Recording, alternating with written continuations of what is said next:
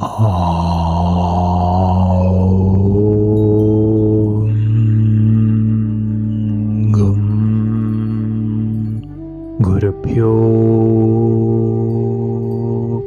നമഃ.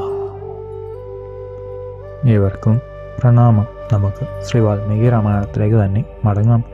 ലങ്കേശ്വരൻ്റെ വാക്കുകൾ കേട്ട മഹാബലി ചിരിച്ചുകൊണ്ട് പറഞ്ഞു, ഹേ രാവണ, നീ ചോദിക്കുന്നവനെ പറ്റി ഞാൻ പറയാം, കേൾക്കൂ. ഇതാ പഠിക്കൽ ശ്യാമളവർണ്ണമാർന്നൊരു പുരുഷൻ നിൽക്കുന്നില്ലേ?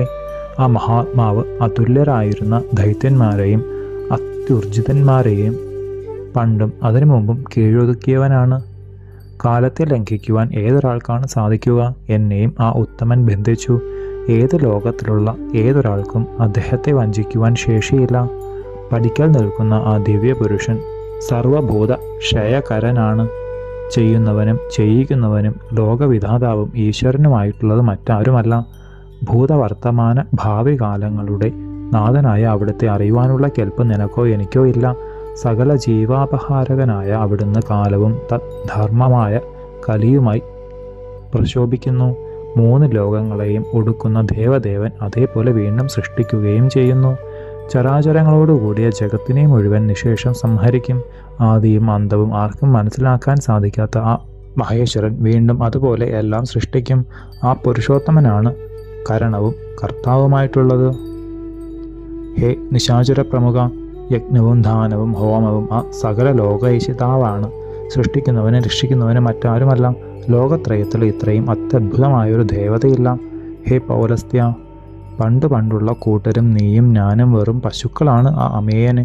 ഏവർക്കും നേതാവായ അവിടുന്ന് മാടുകളെ കയറിട്ട് കൊണ്ടുപോകുന്നത് പോലെയാണ് നമ്മെ നയിക്കുന്നത്. വൃത്രൻ, ധനു, ശൂകൻ, ശംഭു, നിശംഭു, ധംഭു, കാലുനേമി, പ്രഹ്ലാദൻ, വിരോചനപുത്രനായ ബലി, താരകൻ, കാലകേയന്മാർ, മുചുകുന്ദൻ, വിവർധനൻ, ഹിരണ്യാക്ഷൻ, മധു, കൈടവൻ, ധൂമൻ, ശംഭരൻ, യമളൻ, അർജുനൻ, കംസൻ, മധുകൈടവന്മാർ മുതലായവരെയെല്ലാം സ്വയം ജ്വലിക്കുന്നവരും മാറ്റാർക്ക് ചൂടേകുന്നവരും എന്നാൽ വീശി ക്ഷീണം തീർക്കുന്നവരും വർഷം പൊഴിക്കുന്നവരുമാണ്. കഠിന തപസ്വികളും 1000 യാഗങ്ങൾ ചെയ്തിട്ടുള്ളവരുമാണ്. എല്ലാവരും യോഗധർമ്മികൾ, മഹാത്മാക്കൾ. ഐശ്വര്യം സംഭരിച്ച അവർ മഹത്തരങ്ങളായ ഭോഗങ്ങളെല്ലാം നേടി. വേദാധ്യയനം നടത്തിയ അവർ യജിക്കുകയും ദാനം ചെയ്യുകയും പ്രജകളെ മുഴുവൻ നന്നായി രക്ഷിക്കുകയും ചെയ്തു. സ്വപക്ഷത്തിലുള്ളവർക്ക് എല്ലാവിധ രക്ഷകളും നൽകുന്ന അവർ ശത്രുവിൻ്റെ പങ്കിലുള്ളവരെ കഠിനമായി ഉപദ്രവിക്കുകയും ചെയ്തിരുന്നു. യുദ്ധങ്ങളിൽ അവരോട് എതിരിടത്തക്ക കെൽപ്പ് ഒരുവർക്കും ഉണ്ടായിരുന്നില്ല. അത്രമാത്രം ശൂരന്മാരും സർവശാസ്ത്രാസ്ത്ര പാരംഗതന്മാരും സർവവിദ്യാവിദഗ്ധന്മാരും തോറ്റു പിന്മടങ്ങാത്തവരുമായ ആ മഹാത്മാക്കൾ അഭിജാത കുലജാതന്മാരുമായിരുന്നു. ദേവരാജ്യം കൂടി അവർ കലക്കി സുരഗണങ്ങളെ അനേക പ്രാവശ്യം വിജയിച്ചു. സ്വപക്ഷീയരായ വാനോരോടുകൂടി രക്ഷിക്കുവാൻ കരുത്തുള്ള അവർ ബാലാദിത്യ തേജസ്സാർന്നവരാണ്. എന്നാൽ ഭോഗാസക്തിയിൽ മുഴുകി മതം വന്നു തുടങ്ങി. സംഭൂജ്യരായ വാനോരെ ആക്രമിച്ചാൽ അവരെ കാത്തുരക്ഷിക്കുന്നവനും സർവ്വലോകവ്യാപിയുമായ മഹാവിഷ്ണു ഭഗവാൻ വൈകുണ്ഠവാസി ഉപായപൂർവം അറുതി വരുത്തുകയും ചെയ്യും. ഉപദ്രവം ഏകുന്ന സന്ദർഭങ്ങളിൽ ഈ അമേയൻ പ്രത്യക്ഷനായി വരും. അപായം വരുത്തുകയും പതിവാണ്. വീണ്ടും ആത്മാവിനാൽ ആത്മാവിൽ ലയിച്ച് വാഴുകയും ചെയ്യും. കാമരൂപധാരിയായ ഈ ഭഗവാൻ മഹാത്മാവായ ബലശാലി ദാനവേന്ദ്രന്മാരെ മുഴുവൻ ഇങ്ങനെയാണ് മുടിക്കുന്നത്. കാലപ്രചോദിതരായ ആ പരാക്രമികൾ അടർക്കളത്തിൽ ഏവർക്കും ദുർജയരാണെങ്കിലും ശ്രീ ഭഗവാന്റെ മുമ്പിൽ ഉണക്ക പുല്ലുകളാണ്. മഹാബലി അല്പസമയം മൗനമായിരുന്ന് ചിന്തിച്ചുകൊണ്ട് രാക്ഷസേശ്വരനോട് തുടർന്നു, ഹേ വീരനായ രാവണ, എരിയുന്ന അഗ്നിയെപ്പോലെ ഇതാ ഒരു ചക്രം കിടക്കുന്നത് കാണുന്നില്ലേ? ഇതെടുത്തുകൊണ്ട് എൻ്റെ അടുത്തേക്ക് വരൂ. മഹാബലശാലിയായ നിന്നോട് അതിനുശേഷം അനശ്വരമായ മുക്തിമാർഗത്തെപ്പറ്റി ഞാൻ പറഞ്ഞു തരാം. ഒട്ടും താമസിക്കാതെ കൊണ്ടുവരൂ. ചിരിച്ചുകൊണ്ട് ദശാസിൻ എഴുന്നേറ്റു. ചക്രാകാരമായ വൻ ദിവ്യകുണ്ഡലമിരിക്കുന്ന സ്ഥലത്തേക്ക് ആ മഹാശക്തൻ ചെന്നു. ഹേ രഘുരാമ, ബലഗർവിതനായ രാവണൻ വെറും നേരം പോക്കുന്ന മട്ടിൽ അതൊന്ന് പറിച്ചെടുക്കുവാൻ നോക്കി. എന്നാൽ ത്രിലോക ജേതാവായ അരക്കർക്കോന് അതൊന്ന് അനക്കുവാൻ കൂടി കഴിഞ്ഞില്ല. ലജ്ജാവനത മുഖനായ രാവണൻ മുഴുവൻ ശക്തിയും പ്രയോഗിച്ചു.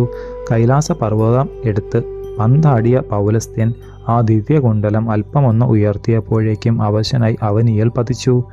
വേരറ്റ മരം പോലെ ചെന്നിണം വാർന്നു കിടക്കുന്ന ലങ്കാധിപനെ കണ്ടപ്പോൾ പുഷ്പക വിമാനത്തിൽ ഇരിക്കുന്ന സജീവന്മാർ അയ്യയ്യോ എന്ന് വിലപിക്കുവാൻ തുടങ്ങി. അല്പസമയം കഴിഞ്ഞു ബോധം കിട്ടിയ രാക്ഷസേന്ദ്രൻ നാണം കൊണ്ട് തല താഴ്ത്തി നിന്നു. മന്ദഹാസത്തോടെ മഹാബലി, ഹേ നക്തഞ്ചുരേന്ദ്ര, വരൂ, എൻ്റെ വാക്കുകൾ കേൾക്കൂ. ഹേ വീര, നീ അല്പസ്വല്പം ഉയർത്തിയ ഈ രത്നകുണ്ടലം എൻ്റെ പൂർവികൻ കാതിൽ അണിഞ്ഞിരുന്നതാണ്. സശ്രദ്ധം ഇതിനെ നോക്കൂ. ഈ കർണാഭരണം ഇവിടെ വീണു, മറ്റേത് പർവ്വത പ്രാന്തത്തിലാണ് പതിച്ചത്. യുദ്ധമധ്യത്തിൽ കിരീടം വേദിക്കരികൾ ഭൂമിയിൽ കിടക്കുന്നുണ്ട്. എൻ്റെ പൂർവ്വ പിതാമഹനായ ഹിരണ്യകശിപുവിൻ്റെയാണ് ഇവയെല്ലാം. അദ്ദേഹത്തെ അവസാനിപ്പിക്കുവാൻ അന്തകനില്ല. ഒരു തരത്തിലുള്ള മരണമോ രോഗമോ ഇല്ല. നിഗ്രഹിക്കത്തക്ക ശക്തിയുള്ളവർ ബ്രഹ്മസൃഷ്ടിയിൽ ആരുമില്ല. പകലും രാത്രിയും 2 സന്ധ്യകളിലും അദ്ദേഹത്തിന് മരണമില്ല. ആർദ്രമായത് ശുഷ്കരമായത് ഇവ കൊണ്ട് നശിപ്പിക്കുവാൻ സാധിക്കില്ല. ഏതൊരു ശസ്ത്രവും അസ്ത്രവും കൊണ്ട് മൃതനാവുകയില്ല.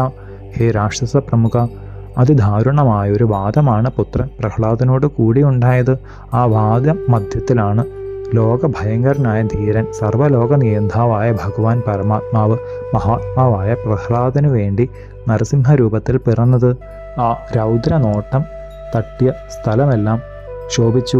വെറും കൈകളെ കൊണ്ട് ഹിരണ്യകശിപുവിനെ പിടിച്ച് നഖങ്ങളാൽ മാറിടം പിളർന്ന് നിഗ്രഹിച്ചു. നിരഞ്ജനനായ ആ വാസുദേവനാണ് പടിക്കൽ നിൽക്കുന്നത്. ദേവാതിദേവനായ അവിടുത്തെ തത്വം ഞാൻ പറഞ്ഞു തരാം. ശ്രദ്ധയുണ്ടെങ്കിൽ ശരിക്ക് കേട്ട് മനസ്സിലാക്കൂ. ശേഷം ചരിതം നമുക്ക് അടുത്ത ഭാഗത്തിലൂടെ കാണാം. ഗുരുപാദങ്ങളിൽ സാഷ്ടാംഗ പ്രണാമത്തോടെ നമസ്കാരം.